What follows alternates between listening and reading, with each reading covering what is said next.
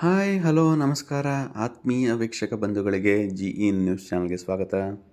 ಇವತ್ತು ನಾವು ಡಿಸ್ಕಸ್ ಮಾಡಬೇಕು ಅಂತಿರೋ ಟಾಪಿಕ್ ಬಂದು ಪೊಲೀಸ್ ಸಬ್ ಇನ್ಸ್ಪೆಕ್ಟರ್ ಅವರ ಸ್ಯಾಲರಿ ಹೊಸ ಮತ್ತು ಹಳೆ ವೇತನ ಆಗೋದ ಪ್ರಕಾರ ಅವರ ಬೇಸಿಕ್ ಸ್ಯಾಲ್ರಿ ಏನಿದೆ, ಇನ್ಕ್ರಿಮೆಂಟ್ ಏನಿದೆ, ಪೇ ಸ್ಕೇಲ್ ಏನಿದೆ, ಇದರ ಬಗ್ಗೆ ತಿಳ್ಕೊಳ್ಳೋಣ ಬನ್ನಿ.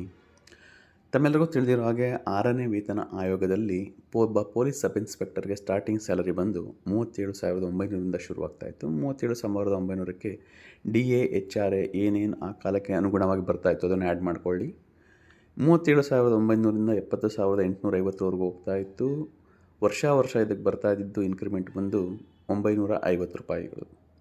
ಅದೇ ಹೊಸ ಪೇ ಸ್ಕೇಲಲ್ಲಿ ಏನಾಗಿದೆ ಅಂದರೆ 61,300 ಹೊಸ ಫಿಕ್ಸೇಷನ್ ಆಗಿದೆ.